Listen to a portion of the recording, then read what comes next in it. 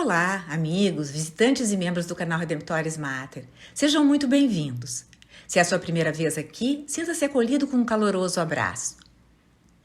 Convidamos a se inscreverem e clicarem no seu joinha, pois assim estarão colaborando para que a postagem chegue a mais pessoas que talvez estejam precisando dela. Hoje queremos olhar para uma parábola de Jesus, conhecida como a parábola dos dois filhos. Ouçamos. Naquele tempo, Jesus disse aos sacerdotes e anciãos do povo: Que vos parece? Um homem tinha 2 filhos. Dirigindo-se ao primeiro, ele disse: Filho, vai trabalhar hoje na vinha. O filho respondeu: Não quero. Mas depois mudou de opinião e foi. O pai dirigiu-se ao outro filho e disse a mesma coisa. Este respondeu: Sim, senhor, eu vou. Mas não foi. Qual dos 2 fez a vontade do pai? Os sumos sacerdotes e os anciãos do povo responderam: O primeiro. Então Jesus lhes disse: Em verdade vos digo que os cobradores de impostos e as prostitutas vos precedem no reino de Deus.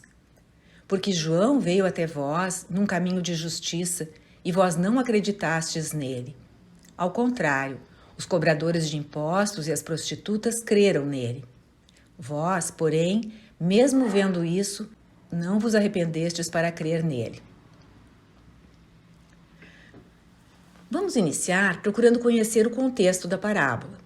Jesus está no templo, falando aos chefes dos sacerdotes e aos anciãos do povo, líderes em Israel. E conta a história de 2 filhos de um vinhateiro que quer enviá-los ao seu campo, obtendo respostas diferentes de cada um.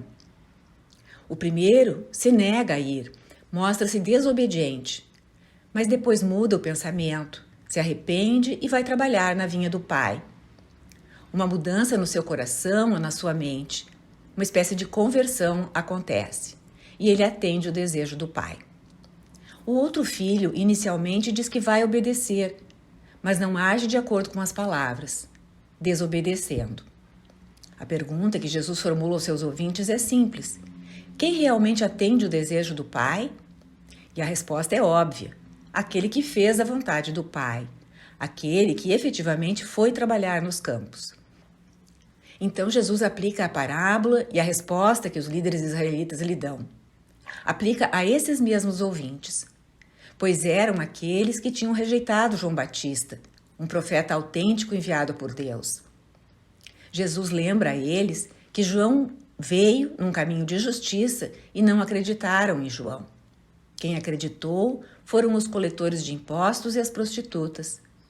E mesmo vendo estes últimos se converterem, arrependendo-se, os chefes continuaram sem crer na mensagem de João. Jesus compara os 2 diferentes comportamentos com os dos 2 filhos.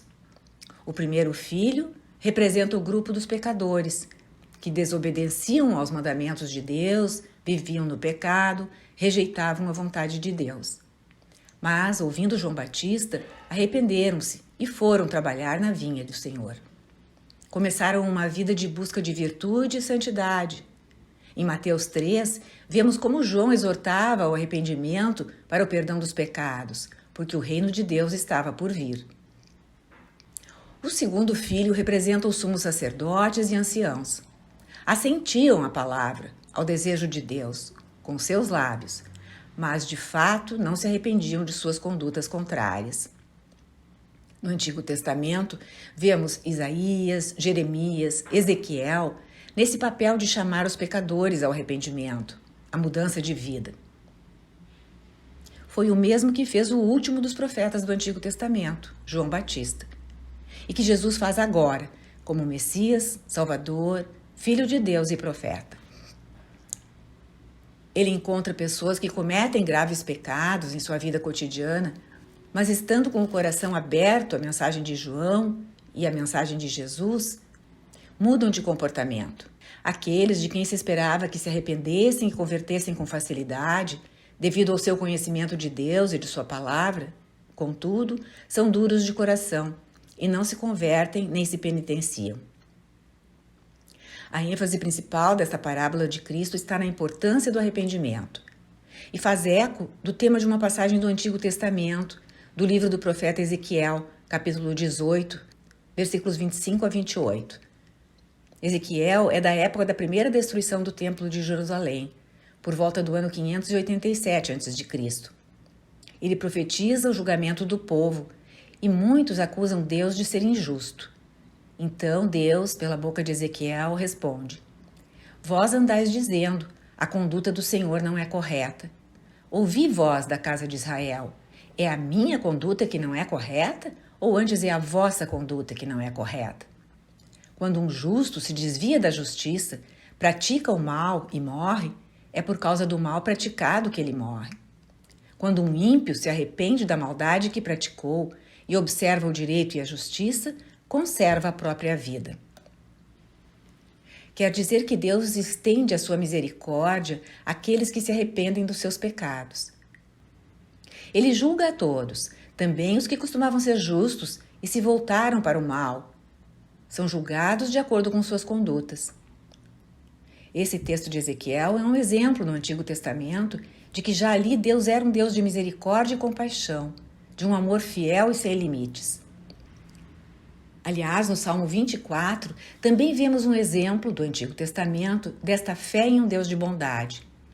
O salmista diz assim, dirigindo-se ao Senhor: Não recordeis os pecados da minha juventude, nem de minhas faltas e delitos. Mostrai-me, ó Senhor, vossos caminhos. Vossa verdade me oriente e me conduza, porque sois o Deus da minha salvação. Em vós espero todos os dias. De mim lembrai-vos, porque sois misericórdia e sois bondade sem limites, ó Senhor.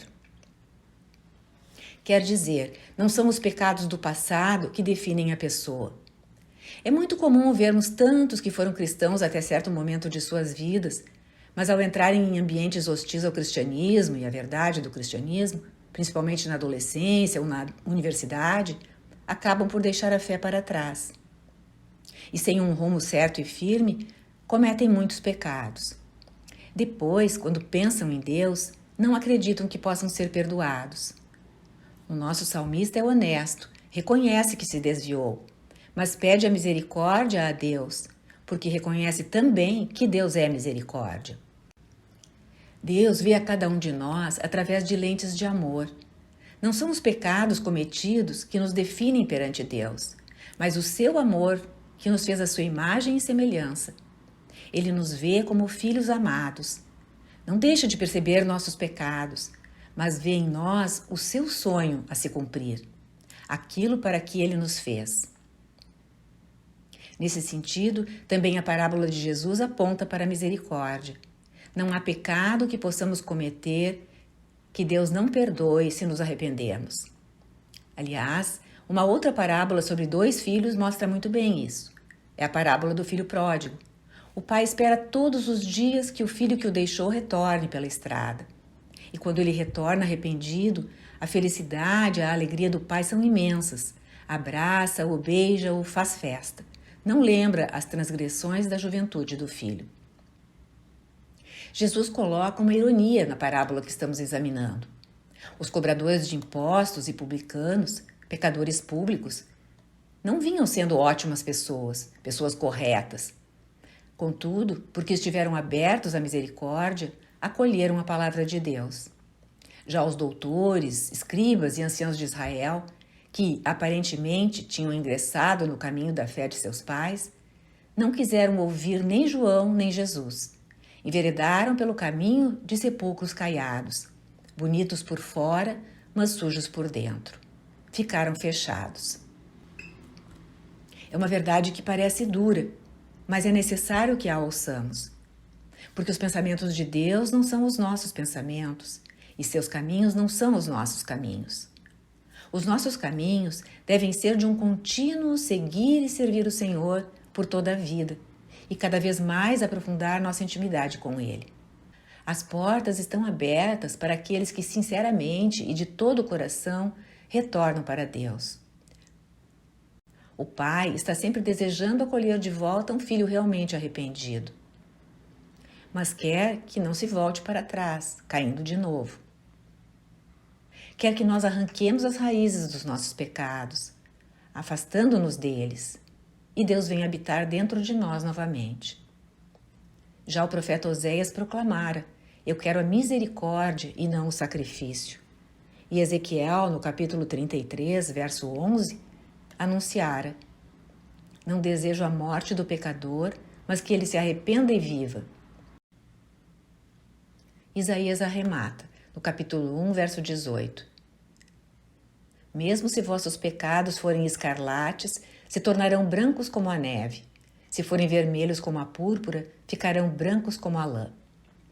A encarnação de Deus, do Filho de Deus, é a maior prova do seu modo de ser. Deus se tornou homem e veio ao mundo, aceitou ir para a cruz para oferecer sua vida, derramar seu sangue pelo perdão dos nossos pecados. Se isso não for capaz de convencer do amor de Deus e da sua misericórdia, o que poderá nos convencer? A parábola de Jesus mostra essa misericórdia. Contudo, Jesus nada esconde dos seus amigos, como disse o profeta Amós no capítulo 3, verso 7.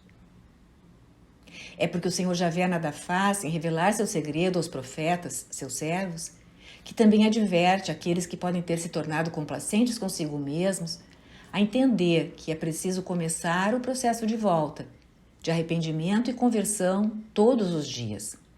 A cada dia, ao levantar, é preciso rejeitar o pecado e caminhar na luz de Cristo, imitando a sua virtude e tentando ser um bom filho. Obrigada por ter acompanhado esta postagem. Se você gostou, clique seu like, inscreva-se no canal e acione o sininho para ser notificado de outras publicações. E não deixe de conferir as nossas playlists, feitas com muito cuidado para cada um de nossos visitantes e membros.